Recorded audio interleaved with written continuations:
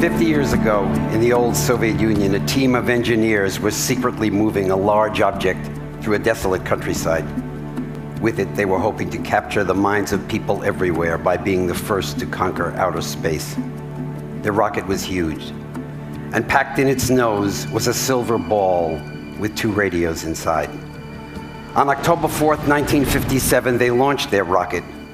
One of the Russian scientists wrote at the time, "We are about to create a new planet that we will call Sputnik." In the olden days, explorers like Vasco da Gama and Columbus had the good fortune to open up the terrestrial globe. Now we have the good fortune to open up space. And it is for those in the future to envy us our joy. You're watching snippets from Sputnik, my 5th documentary feature, which is just about completed.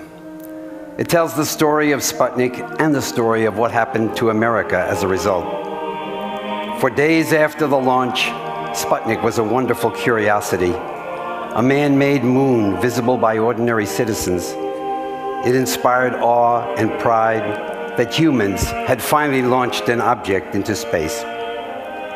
But just 3 days later, on a day they called Red Monday, the media and the politicians told us, and we believed, that Sputnik was proof that our enemy had beaten us in science and technology, and that they could now attack us with hydrogen bombs using their Sputnik rocket as an IBM missile.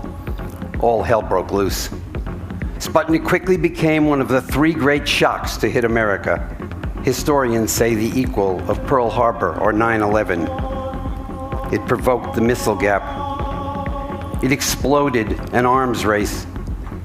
It began the space race. Within a year, Congress funded huge weapons increases, and we went from 1,200 nuclear weapons to 20,000. And the reactions to Sputnik went far beyond weapons increases. For example, some here will remember this day, June 1958, the National Civil Defense Drill, where tens of millions of people in 78 cities went underground. Or the Gallup poll that showed that 7 in 10 Americans believed that a nuclear war would happen and that at least 50% of our population was going to be killed. But Sputnik provoked wonderful changes as well. For example, some in this room went to school on scholarship because of Sputnik. Support for engineering, math, and science, education in general, boomed. And Vince Cerf points out that Sputnik led directly to ARPA and the internet, and of course, NASA. My feature documentary shows how a free society can be stampeded by those who know how to use media. But it also shows how we can turn what appears at first to be a bad situation into something that was overall very good for America. Sputnik will soon be released.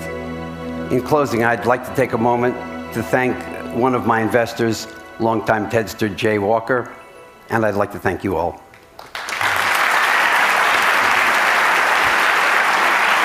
Thank you, Chris.